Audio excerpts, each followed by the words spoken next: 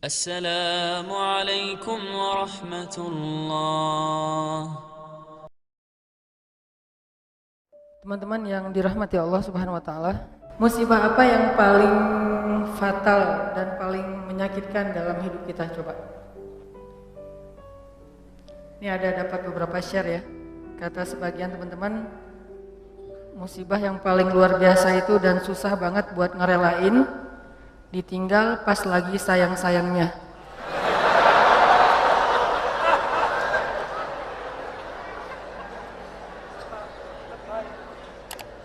Saya tuh pas baca ini jadi mengenang lagi masa lalu sih. Masa lalu teman saya maksudnya. Atau ada juga yang bilang musibah paling besar yang susah direlain tuh harddisk ke format bersama kenangannya. Jadi tiba-tiba harddisknya error dan di dalamnya banyak foto-foto tentang masa lalu. Terus ada juga yang bilang ketika memasukkan uang 1.000 yang ternyata uang 100.000 ke kotak amal. Masa itu musibah? Ada juga yang bilang musibah yang susah kita rela itu adalah Ronaldo pindah ke Juventus.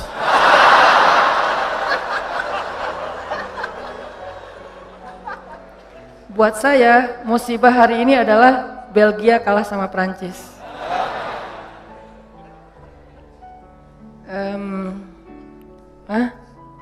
Ada yang bilang musibah itu adalah ketika sosok yang kita pilih gagal di pilgub.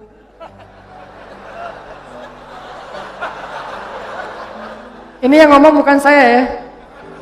Saya emang gak gagal, cuman gak kepilih. Terus ada juga musibah yang paling berat itu katanya gak di fallback. Oh kasihan ya. Tahu nggak apa musibah paling besar dalam hidup kita? Musibah paling besar dalam hidup kita itu ditolak sama Allah. Itu musibah paling besar dalam hidup kita. Kayak yang kita baca tadi di dalam surat Al-Munafiqun, ketika mereka berkata di hadapan Nabi Muhammad SAW, "Nashhadu annaka innaka la Rasulullah." Kami bersaksi engkau itu benar-benar Rasulullah. Kata Allah, "Wallahu ya'lamu innaka la rasuluh, wallahu yashhadu innal munafiqina lakadzibun." Allah juga tahu kamu rasulnya dan Allah tahu kalau orang-orang munafik itu adalah orang-orang yang pendusta. Jadi hal yang paling menyakitkan, hal yang paling rugi, hal yang paling ngenes, hal yang paling sedih, hal yang paling musibah besar dalam hidup seorang manusia itu adalah bukan ditolak oleh orang yang dia kecengin, bukan ditolak oleh mertua yang dia datang baik-baik untuk melamar gara-gara kurang modal, gara-gara kurang dalil, gara-gara kurang meyakinkan. Bukan itu musibah yang paling besar, itu musibah tapi masih kurang besar. Apa yang paling besar? Ditolak oleh Allah Subhanahu wa taala. Karena siapapun yang mendapatkan Allah, maka dia mendapatkan semua kebaikan dunia. Dan siapa yang kehilangan Allah, maka dia kehilangan semua kebaikan dunia dan akhirat. Siapa yang mendapatkan Allah? Dalam tanda petik ya. Arti mendapatkan Allah itu mendapatkan ridha Allah, dapat like dari Allah, dapat perhatian dari Allah. Siapa yang mendapatkan Allah, maka dia mendapatkan semua kebaikan dunia dan akhirat. Dan siapa yang kehilangan Allah, berarti dia kehilangan semua kebaikan di dunia dan akhirat. Inilah musibah yang paling besar teman-teman. Kayak Allah berfirman di dalam Al-Baqarah yang saya sering ulang-ulang. Ketika ada orang yang bilang, "Wa minan nasi may yaqulu amanna billahi wa bil yaumil akhir." Di antara manusia ada yang mengatakan kami beriman kepada hari Allah dan hari akhir. Apa jawaban Allah? "Wa ma hum bimu'minin." Mereka bukan orang yang beriman. Atau di dalam akhir surat Al-Hujurat, ketika orang-orang munafik mengatakan mereka beriman, mereka masuk Islam, kata Allah, sesungguhnya Allah tahu apa yang ada di dalam hati mereka, apakah mereka benar-benar beriman atau tidak. Qalatil a'rabu amanna Orang Arab Badui mengatakan kami beriman. Qul lam tu'minu walakin qulu aslamna. Kalian belum beriman, kalian baru masuk Islam. Ini artinya teman-teman ditolak oleh Allah Subhanahu wa taala. Ada orang yang sholat, dia puasa, dia haji, dia umroh, dia sedekah, dia tilawah Al-Quran, tetapi dia ditolak oleh Allah Subhanahu wa taala. Kenapa Allah menolak seseorang? Padahal dia mengatakan kalimat yang baik. Kenapa Allah menolak orang-orang yang mengatakan nashhadu innaka la Rasulullah, kami bersaksi engkau Rasulullah. Kenapa Allah menolak orang-orang yang mengatakan amanna billahi wa bil yaumil akhir, kami beriman kepada Allah dan hari akhir. Kenapa Allah menolak orang-orang yang mengatakan amanna, kami telah beriman? Kenapa Allah menolak mereka teman-teman? Padahal ucapan mereka baik. Mereka enggak mengatakan Allah itu maunya apa, Allah itu enggak fair, Allah itu enggak adil, Allah itu kikir, Allah itu tangannya terbelenggu, seperti kata-kata orang Yahudi. Mereka enggak ngomong kayak gitu, yang mereka ucapin itu baik. Kenapa ditolak oleh Allah? Karena Nabi mengatakan, innallaha la yanzuru ila aswarikum, wala ila a'malikum, wala ila amwalikum, walakin yanzuru ila qulubikum.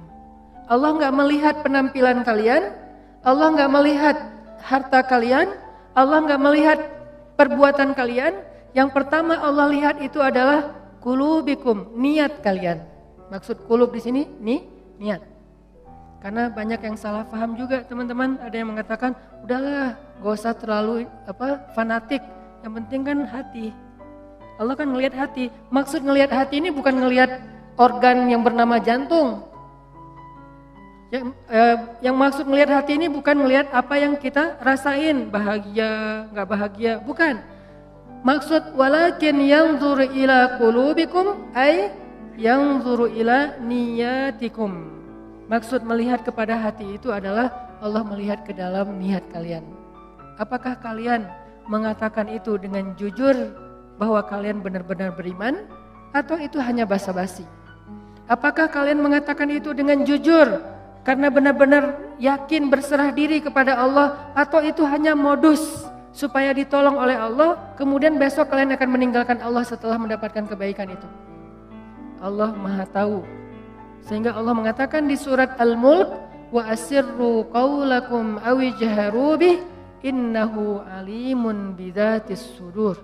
Kalian rahasiakan atau kalian tampakkan apa yang ada di dalam hati kalian, innahu alimun bidzatis sudur. Allah tahu banget apa yang ada di dalam dada kalian. Buat Allah, bisikan hati kita sejelas teriakan lisan kita. Gak ada bedanya. Kita teriak pakai mic, kita katakan bohong, saya nggak percaya sama Allah. Lalu kita teriakkan dengan hati, kita berbisik dengan hati, dengan sepelan mungkin, saya nggak percaya sama Allah. Itu suara hati dan suara mulut kita, lisan kita di sisi Allah sama, nggak ada bedanya. Nggak ada cerita kalau dengan mulut kita bilang, ya Allah saya percaya kepada engkau, saya berserah diri kepada engkau, Allah dengar. Giliran dalam hati kita bilang, enggak sih sebetulnya enggak gitu-gitu amat. Apa? Allah enggak kayak gitu. Karena Allah mendengar isi hati kita, sejelas mendengar suara dengan lisan kita. Sangat jelas. Sehingga ketika ada Nabi yang berdoa dengan suara yang lirih, Nabi siapa? Zakaria. Dzikru rahmati rabbika abadahu Zakaria idh nada rabbahu nidaan khafiyya. Nidaan khafiyya, suara yang lembut, pelan, lirih, tidak ada yang mendengar seorang pun kecuali Allah Subhanahu wa taala. Allah mendengar dengan jelas. Bahkan kalau suara itu tersembunyi di dalam lautan yang gelap, lebih dalam daripada Danau Toba, gelap banget nih. Karena nggak mungkin ikan haut, ikan paus hidupnya di perairan yang dangkal, nggak mungkin. Dia hidup di perairan yang dalam, yang mungkin kedalamannya di bawah 1 kilometer.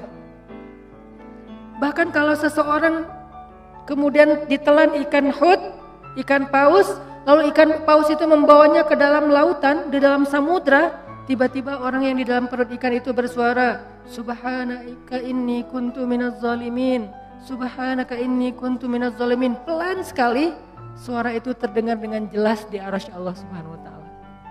Jadi enggak ada yang tersembunyi dari Allah. Sehingga apa yang menyebabkan kita ditolak oleh Allah, teman-teman? Bukan ucapan kita kurang fasih. Bukan bacaan Al-Qur'an kita kurang makhraj, kurang bagus tajwidnya. Bukan ketika kita sholat gerakan kita kurang sempurna, bukan. Tapi hati kita yang kurang ikhlas, itu penyebab seseorang ditolak. Bisa jadi gerakan sholatnya sempurna, bisa jadi bahasa Al-Qur'annya ketika dia membaca indah sekali, kalau hatinya tidak seperti yang dia ucapkan, kalau hatinya tidak ikhlas kepada Allah, Allah tolak semuanya. Sehingga salah satu di antara 3 orang yang pertama masuk neraka padahal dia soleh siapa? Qari'ul Quran, orang yang membaca Al-Quran dengan baik, hafiz 30 juz dengan 10 qiraat plus riwayat. Kan ini enggak mudah kan? Hafal 30 juz, 10 qiraat pakai riwayat. Karena saya pernah ngalamin sulitnya mencari atau mendapatkan riwayat Al-Quran itu susah banget. Saya termasuk orang yang belum berhasil mendapatkan itu. Pernah saya mau daftar ke guru saya, Syekh Tariq Faris di Mesir.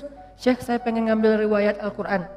Syekh senang karena beliau suka dengan bacaan saya. Ya udah sini, saya akan ajarin kamu. Syaratnya pertama, kamu hafal 1 buku.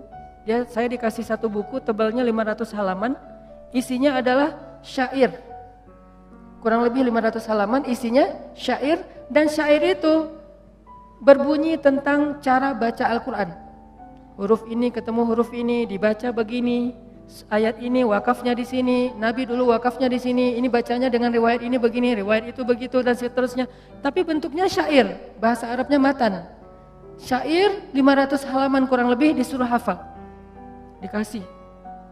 Ternyata kita satu geng, saya beberapa teman-teman termasuk ada anak Mesir. Seminggu kemudian diuji sama Syekh. Ketika seminggu setelah itu kita datang ke Syekh, tiba-tiba anak Mesir, teman saya, dia bilang, Syekh, saya sudah hafal syair itu. Buku tebal, dia hafal seminggu. Terus dites sama Syekh saya, lancar. Terus Syekh saya tanya ke saya, Hanan gimana? Syekh, daftar isi juga belum? Daftar isinya aja belum kehafal, dia udah hafal 1 buku. Saking susahnya mendapatkan riwayat Al-Quran. Jadi kalau ada orang yang hafiz Al-Quran pakai riwayat, itu keren banget tuh.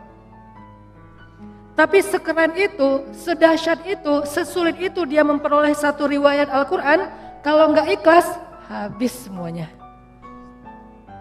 Riya sedikit aja, riya itu nggak perlu ke ribuan orang, 1 orang cukup. Karena riya itu kan nggak harus, saya riyanya cuma 1 orang doang kok, masa hilang sih? Enggak, 1 orang aja kalau kita riya, habis. Apalagi riyanya kepada ribuan orang. Saya pernah ceritakan gimana sulitnya menjaga ikhlas. Ikhlas itu gampang, yang susah itu menjaga ikhlas. Di awal, insya Allah ikhlas. Gak mungkin juga kita di awal pengen riya, kan gak mungkin ya. Usolli sunnata tahiyatul masjid ri'a an-nas. Kan gak ada ya. Saya sengaja sholat sunnah tahiyatul masjid karena pengen pamer aja. Allahu Akbar, kan gak mungkin kan. Gak ada di antara kita yang sengaja beramal karena pengen riya. Kita gak di level itu, insya Allah itu bukan level kita. Kita 1 level di atasnya. Di awal ikhlas. Pasti kita mengatakan lillahi ta'ala, karena Allah. Tapi masalahnya di tengah ketika kita lagi ngerjain itu. Ketika kita lagi sedekah lewat kenceleng, dari ujung kita lihat 1.000, 2.000, 5.000, paling banter 10.000, kita 100.000 gitu kan.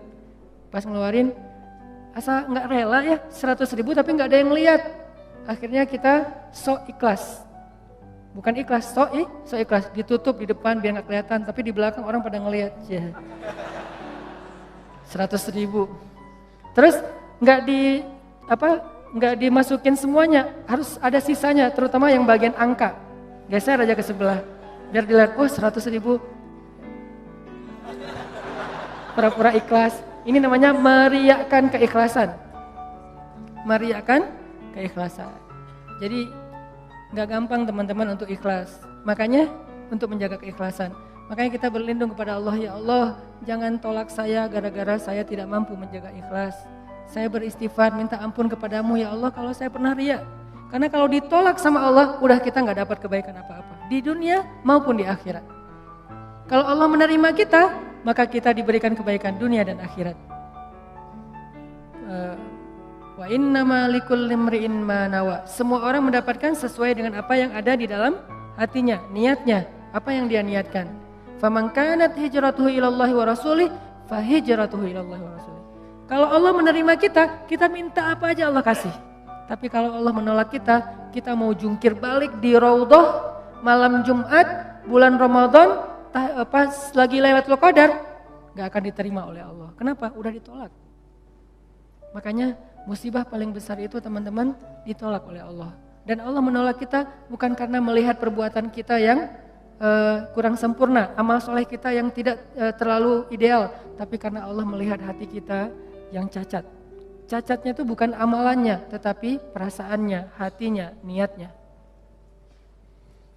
Kan ada tuh cerita tentang 3 orang yang lagi touring, kemudian terjadi badai, akhirnya mereka berlindung di dalam sebuah gua kan. Kemudian jatuhlah sebuah batu besar menutup pintu gua, mulut gua. Akhirnya mereka sadar, wah kita gak akan selamat nih. Satu-satunya yang bisa buat kita selamat adalah kita duduk berdoa kepada Allah. Karena mau ngedorong batu gak mungkin, nyari jalan lain mentok. Duduklah mereka bertiga berdoa kepada Allah. Orang yang pertama berdoa, ya Allah, saya punya kedua orang tua yang udah sepuh. Ayah dan ibu yang sudah sepuh, yang sudah tua. Dan saya selalu berbakti kepada keduanya. Bahkan saya tidak pernah mau memberikan susu dari ternak saya kepada keluarga saya atau kepada siapapun sebelum saya memberikan terlebih dahulu kepada kedua orang tua. Jadi gak mau dia ngasih susu itu kecuali ke orang tuanya dulu baru keluarganya. Suatu malam orang tuanya minta susu, udah disiapin, dia peras susu ternaknya, pas mau dikasih ke orang tuanya ketiduran. Dia biasanya kalau udah ngasih ke orang tuanya, baru dia ngasih ke keluarganya, istrinya, anaknya. Kali ini orang tuanya minta susu, pas udah mau dikasih ketiduran. Akhirnya dia tunggu di sebelah orang tuanya yang tidur sampai mereka bangunnya subuh. Dia berdiri sambil megang susu. Kenapa? Dia nggak mau nanti orang tuanya tiba-tiba bangun, manggil dia untuk 2 kali. Dia nggak mau orang tuanya memanggil dia 2 kali.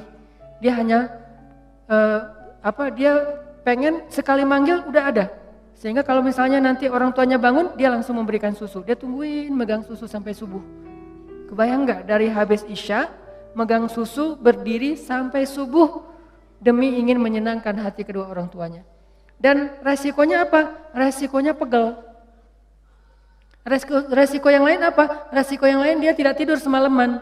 Resiko yang lain dia tidak memberikan susu itu kepada istri dan anak-anaknya yang juga membutuhkan demi mendahulukan orang tuanya.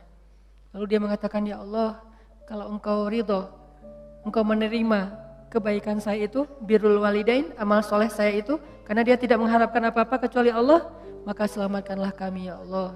Terbuka pintu itu sedikit, mulut gua, batu itu bergeser. Tapi belum bisa keluar orang. Orang yang kedua berdoa lagi, ya Allah, saya punya sepupu, cantik, saya suka sama dia, tapi dia gak perhatian sama saya, dia cuek sama saya. Dia kayak biasa aja sama saya. Sampai suatu saat dia butuh saya, dia pinjam duit 150 dinar, saya bilang saya akan bayar dengan syarat kamu mau tidur bareng dengan saya. Akhirnya saya pinjamkan 150 dinar, sebelum saya menidurinya, dia mengatakan, ya fulan, ittaqullah, takutlah kamu kepada Allah. Akhirnya saya sadar, saya pun lari meninggalkannya, karena saya tidak mau terjebak dalam perbuatan zina, karena saya takut kepada engkau ya Allah. Seandainya engkau ridho dengan apa yang saya lakukan, saya tidak melakukan itu kecuali takut kepadamu ya Allah. Takut ya, cinta, takut, berharap itu semuanya bagian dari iman. Gak usah dibenturkan. Karena takut kepadamu ya Allah, maka selamatkan kami. Bergeser lagi itu batu besar. Tapi belum bisa keluar orang. Yang ketiga berdoa, ya Allah, saya punya pekerja, saya punya pegawai yang suatu saat pulang ke rumahnya, pulang ke kampungnya, belum mengambil gaji. Lalu gaji itu saya kembangkan, saya berdayakan sampai bisa membeli ternak yang banyak, memenuhi lembah, onta, kemudian domba, dan segala macam. Tiba-tiba dia datang, Tuhan saya pengen mengambil gaji saya katakan gaji kamu itu semuanya. Tuhan jangan bercanda, gaji saya nggak sebanyak itu. Ya memang, tapi sudah saya kembangkan menjadi berkah dan berkembang. Maka itulah semua hasilnya. Lalu dia mengambil semua ternak-ternak itu dan tidak menyisakan satupun untuk saya. Kalau engkau ridho ya Allah, selamatkan kami. Bergeser lagi batu itu dan mereka bisa keluar. Ini kalau Allah menerima kita teman-teman. Wa man yattaqillaha yaj'al lahu makhraja. Siapa yang taat kepada Allah, siapa yang bertakwa kepada Allah, siapa yang ikhlas kepada Allah. Karena salah satu makna takwa itu ikhlas. Kan Nabi bilang at-taqwa hahuna kan? Takwa itu di sini, bukan di sini. Takwa itu bukan di sini, bukan di sini, bukan di pakaian, takwa itu di sini. Ada orang yang pakaiannya menarik, ada orang yang tutup kepalanya menarik, ada orang yang ucapannya fasih dan menarik. Sehingga kata Allah di surat Al-Munafikun, kalau kalian melihat penampilan mereka, kalian akan takjub. Kalau kalian mendengar ucapan mereka, kalian pasti akan mengikutinya. Apa maksudnya? Penampilannya meyakinkan sekali sebagai orang solih. Terlihat sekali aura orang yang taat kepada Allah. Penampilannya tuh udah syar'i banget. Kalau dia seorang laki-laki, penampilannya terkesan orang yang paling banyak ilmu. Kalau dia seorang perempuan, penampilannya terkesan orang yang sangat menjaga diri, tertutup rapat auratnya. Dan kalau dia bicara, kalian akan mendengar ucapan mereka. Kenapa? Dia bicara Allah berfirman, Rasulullah bersabda, Allah berfirman, Rasulullah bersabda. Semuanya dalil. Kenapa malah Allah menyebut mereka orang munafik?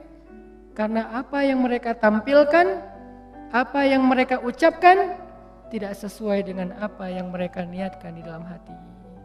Lagi-lagi ini bukan untuk menjudge orang lain. Jadi jangan sampai nanti kalau kita ngelihat ada orang yang berpenampilan solih, arti soleh itu ya penampilannya kelihatan ahli ibadah, terus kita bilang, itu ada tuh di surat Al-Munafikun kayak gitu. Jangan. Langsung kita menjudge orang lain seolah-olah itu kayak di surat Al-Munafikun ayat 4. Terus kita lihat cewek yang jilbabnya syar'i, nah itu ayat 4 Al-Munafikun banget tuh. Nggak bisa, karena kita nggak tahu kan isi hatinya. Maka kalau kita nggak tahu isi hatinya, tugas kita apa teman-teman? Tugas kita adalah berbaik sangka. Tugas kita menghindari prasangka buruk. Tugas kita kepada sesama manusia berbaik sangka. Dan tugas kita kepada diri kita sendiri adalah muhasabah diri, memperbaiki diri kita sendiri, menghitung-hitung kesalahan kita sendiri. Kalau orang lain jangan cari-cari kesalahan, apalagi dihitung-hitung. Wala tajassasu, jangan cari-cari kesalahan orang lain. Sehingga kalau ada teman kita postingannya tuh bagus, tapi ada celah sedikit aja, itu yang dikomentarin. Padahal bukan itu inti dari postingan tersebut. Nah ini berarti tajassus. Apakah kita lupa dengan ayat itu? Padahal itu ayat yang paling populer di surah Al-Hujurat. Sampai Allah mengatakan, maukah kalian memakan bangkai saudara kalian sendiri sementara kalian merasa jijik? Ini artinya gak bisa kita menjudge orang lain. Ini lebih ke diri kita sendiri. Ternyata Allah gak ngelihat dulu penampilan kita, walaupun itu nanti akan dilihat, cuman bukan yang pertama. Kalau ini beres, baru dilihat yang penampilan, dilihat ucapan, dilihat perform kita. Kalau ini udah beres. Kalau ini gak beres, yang lain gak dilihat. Jadi yang pertama Allah lihat apa niat kita melakukan sesuatu.